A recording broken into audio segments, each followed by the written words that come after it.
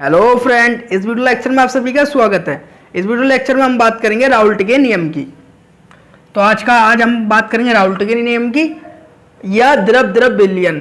तो राउल्ट के नियम को द्रव द्रव विलयन के नाम से भी जाना जाता है।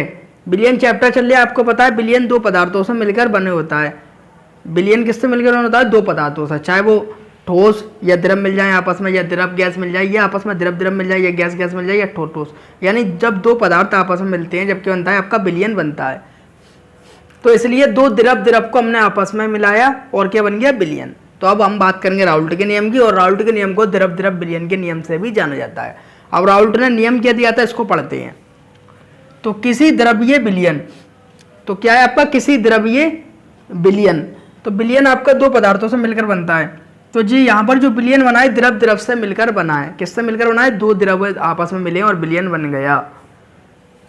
तो किसी द्रव्य विलयन में प्रत्येक द्रव का आंशिक दाब, प्रत्येक द्रव का क्या है? आंशिक दाब उस विलयन के मोल अंश के समानुपाती होता है। मोल प्रवाह या मोल अंश एक ही चीज होता है जिसके हमने न्यूमेरिकल करे थे।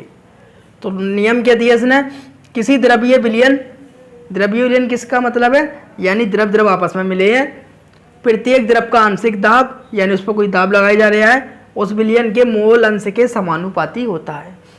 माना दो द्रव ए व बी हैं, तो हमने मान लिया दो द्रव हैं एक द्रव ये ए और दूसरा द्रव क्या है आपका? A B. तो दो द्रव है, एक आपका ए द्रव है और दूसरा द्रव क्या है? A B. तो पहला द्रव आपका ये है, क्योंकि विलयन कौन सा है? द्रव द्रव विलयन है। तो द्रव द्रव को हमने आपस में मिला लिया। तो माना दो द्रव है, एक द्रव आपका ए और दूसरा द्रव क्या है आपका? बी। बी से विलयन बनाया जाता है। तो माना दो द्रव ए व बी से, तो ए द्रव और बी द्रव को हमने आपस में मिलाया, और जब इनको आपस में मिलाया तो विलयन क्या बनाया? बना आपका ए द्रव और बी द्रव। इन दोनों से मिलकर जो विलयन बना वो ये बना, ये आपका बन गया विलयन। तो द्रव ए और द्रव बी को मिलाया तो विलयन क्या बन गया आपका? A B. तो विलयन में द्रव ए का आंशिक दाब, तो जो द्रव ए है आपका कहा गया विलयन के द्रव ए का आंशिक दाब, तो विलयन का जो द्रव ए है उसका जो आंशिक दाब है वो इसमें क्या है? P A. तथा द्रव बी का आंशिक दाब क्या है आपका? P B. तो आपने जब दो द्रवों का आपस में मिलाया तो विलयन बन गया, और इनके आंशिक दाब क्या है आपके? आंशिक दाब, इनके जो आपके आंशिक दाब हैं, इनके जो आपके आंशिक दाब हैं, जो आपके आंशिक दाब हैं वो पी ए तथा पी बी हैं। तो सिंपल सी बात है, दो द्रव लिए, एक ए द्रव है और एक बी द्रव है, इन दोनों का आपस में मिलाया तो विलयन बन गया ए तथा बी। जो द्रव ए का आंशिक दाब है वो पी ए है, और जो द्रव बी का आंशिक दाब है वो क्या है आपका? P B. एक होता है आपका P0A और एक होता है P0B। जो P0A P0B होते हैं वो होते हैं आपके शुद्ध वाष्प दाब, शुद्ध वाष्प दाब। तो द्रव A का जो शुद्ध वाष्प दाब है वो क्या है? P0A, और जो द्रव B का शुद्ध वाष्प दाब है वो क्या है? P0B है। ठीक है। तो ऐसे विलयन के आंशिक दाब, विलयन एक जो द्रव A है उसका आंशिक दाब P है, और जो विलयन बी है उसका आंशिक दाब क्या है? P B. तो यही लिखा हुआ है, विलयन में द्रव ए का आंशिक दाब पी ए तथा द्रव बी का आंशिक दाब पी ए है, तथा इनके मोल अंश एक्स ए तथा एक्स बी हैं। तो जो द्रव ए है उसका मोल अंश क्या है आपका? एक्स ए, और जो बी मिला है इसके साथ उसका मोल अंश क्या है? X B. यानी जो आपका ए है उसका मोल अंश एक्स ए है, और जो द्रव बी है उसका मोल अंश क्या है? एक्स बी है। अब राउल्ट के नियम से बात करते हैं। किसके नियम से बात करते हैं? राउल्ट के नियम से, राउल्ट के नियम से। तो यहां पर ले लेना इधर, राउल्ट के नियम से।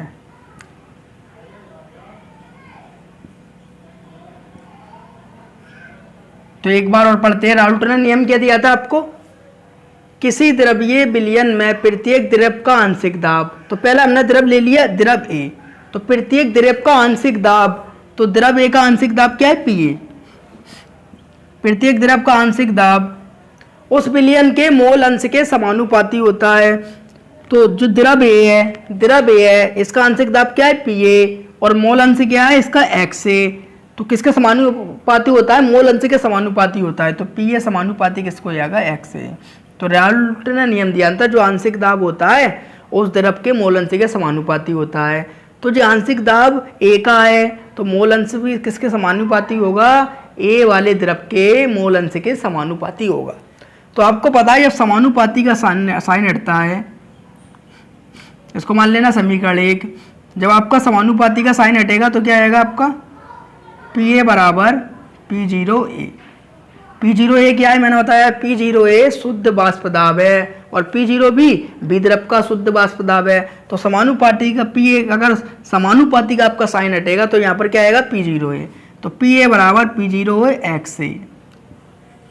ये हो गया आपका समीकरण 1। इसी तरह हमें द्रव बी का हमके निकालना है आंशिक दाब। तो पी ए क्या है? आपका आंशिक दाब है। ये हमने निकाल लिया द्रव ए का आंशिक दाब। अब हमें किससे का निकालना है? द्रव बी का आंशिक दाब। तो द्रव बी का जो आंशिक दाब है वो क्या है आपका? जैसे जी द्रव बी है और द्रव बी का आंशिक दाब क्या है? P B. तो द्रव बी का आंशिक दाब क्या है? P B. समानुपाती किसके होगा? आपका एक्स बी के। क्योंकि अगर हम द्रव ए का आंशिक दाब निकालेंगे तो वो द्रव ए के ही मोल अंश के समानुपाती होगा। अगर द्रव बी का आंशिक दाब निकालेंगे तो वो द्रव बी के मोल अंश के ही समानुपाती होगा। तो द्रव बी का मोल अंश क्या है? X B. तो पी भी समानुपाती एक्स बी के। जब समानुपाती का साइन हटेगा तो यहाँ पर क्या आएगा? जैसे यहाँ पर पी जीरो ए आया तो यहाँ पर क्या आएगा आपका? P zero B X B. ये हो गया आपका समीकरण 2। क्या हो गया आपका? समीकरण 2। अब हमें निकालना है कुल विलयन का वाष्प दाब। किसका निकालना है? कुल विलयन का वाष्प दाब। तो कुल विलयन का वाष्प दाब इधर ले लेते हैं। तो हमें निकालना है कुल विलयन का वाष्प दाब। तो जो कुल विलयन का वाष्प दाब होता है वो होता है आपका पी। तो हमें क्या निकालना है? कुल विलयन का वाष्प दाब निकालना है। तो कुल विलयन का वाष्प दाब आपका क्या होता है? पी। अब देखें जो विलयन बना है द्रव ए तथा द्रव बी से मिलकर बना है। तो हमने जो द्रव ए था उसका आंशिक दाब निकाल लिया और हमने द्रव बी का भी आंशिक दाब निकाल लिया। तो कुल वाष्प दाब क्या होएगा?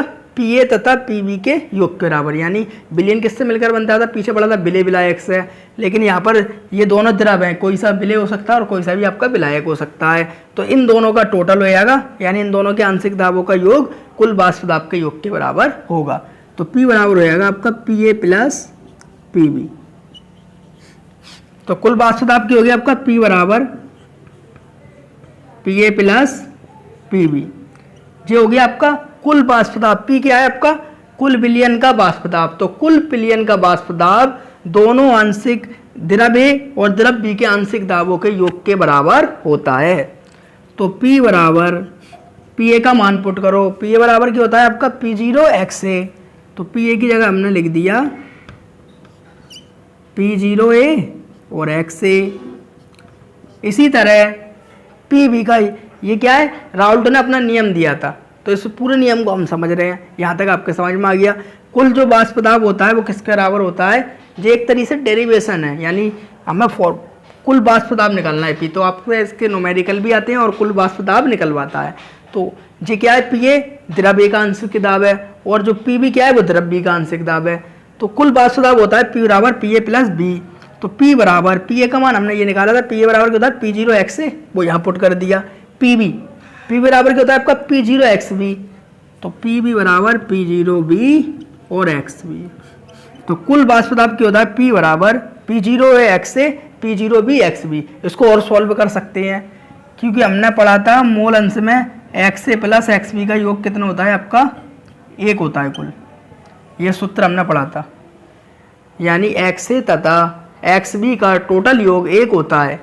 तो एक्स ए इधर ही रहने दिया, एक्स बी इधर किसका है? प्लस का है। इधर जाकर किसको आएगा आपका? माइनस का। तो एक्स ए बराबर क्या हो जाएगा? 1 माइनस एक्स बी। तो एक्स ए बराबर क्या हो गया? 1 माइनस एक्स बी। तो एक्स ए का मान यहाँ से उठा के हमने यहाँ पुट कर दिया। तो पी बराबर एक्स ए का मान यहाँ पर पुट कर दें तो ये जीरो ए, एक्स ए का मान क्या है? 1 माइनस एक्स बी। तो 1 माइनस एक्स बी ऐसे की ऐसी उतार लिया, क्योंकि एक्स ए बराबर क्या होता है? 1 माइनस एक्स बी। तो 1 माइनस एक्स बी यहाँ पुट कर दिया plus P zero B plus P0B और XB। ब्रैकेट का मतलब है इसमें गुणा होना है, तो इसका मल्टीपल कर दीजिए आप। तो P बराबर एक में गुणा होगा ऐसी की ऐसी P0A, और आप किस में करेंगे XB में, तो माइनस के P0A XB plus P0B XB, इतना आ गया। तो पहले जो माइनस लिखा है माइनस वाले को बाद में लिख दें और प्लस वाले को पहले लिख दें, तो उसको क्रम से लिख दें। P बराबर क्या आएगा आपका P0A, पहले लिख लें प्लस वाले को, प्लस P0B XB, यानी माइनस वाले को बाद में लिख दें और प्लस वाले को पहले लिख दें, क्रम से लिख लें। तो माइनस के वाले को अब लिख दिया P0A और XB, तो इतना आपके समझ में आ गया होगा। P बराबर P0A प्लस P0B XB, यानी प्लस वाले को पहले लिख दिया और माइनस वाले को बाद में लिख दिया। अब आगे चलते हैं। तो P बराबर P0A प्लस उसके बाद क्या है P0B XB। तो इसमें देखें XB XB दोनों में क्या है, एक साथ कॉमन है, तो प्लस ऐसी की ऐसी लगा दिया और हमने कॉमन के ले लिया XB। तो XB इसमें भी था आपका और XB इसमें भी था। जब XB इसमें से कॉमन आया तो क्या बचा आपका P0B, माइनस का माइनस, यहाँ क्या है P0A, इधर क्या है आगे XB, तो इसका भी XB जो कॉमन आ गया, इधर क्या बचा माइनस का P0A, तो माइनस का P0A। तो आपका समीकरण क्या आ गया, P बराबर P0A plus XB P0B minus XB। इसको चाहें तो आप ऐसे लिख सकते हैं, P बराबर P0A plus XB P0B minus P0A। तो आपका कुल वाष्प दाब का समीकरण क्या होगा, P बराबर P0A plus XB P0B minus P0A। इसका कब यूज करेंगे, जब आपको XA नहीं दिया हो, तो इस फॉर्मूले से हम कुल वाष्प दाब निकाल लेंगे और दूसरे इस फॉर्मूले से हम कुल वाष्प दाब निकाल सकते हैं। इसका आप स्क्रीनशॉट ले लें, फिर मैं आपको एक बार और समझाता हूँ। आपको राल्टो का नियम क्या था कि किसी विलयन का वाष्प दाब उस विलयन के मोल अंश के समानुपाती होता है।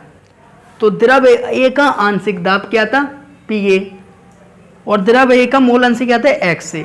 तो द्रव A का आंशिक दाब PA उस विलयन के द्रव A के मोल अंश के समानुपाती है। तो जो आंशिक दाब होता है वो मोल अंश के समानुपाती होता है, राल्टो का नियम था। तो आंशिक दाब PA द्रव A का और द्रव A का मोल अंश XA के समानुपाती है। जब समानुपाती का साइन हटता है तो क्या आता है आपका शुद्ध वाष्प दाब आ जाता है, किसका, द्रव का। तो शुद्ध द्रव का वाष्प दाब क्या होता है, P0। तो PA बराबर P0A XA। इसी तरह द्रव B का आंशिक दाब मोल अंश के समानुपाती होता है, तो PB समानुपाती XB। जब समानुपाती का साइन हटता है तो क्या आता है, शुद्ध द्रव का वाष्प दाब। तो शुद्ध द्रव का वाष्प दाब क्या है, P0B। यहां लिख देता हूं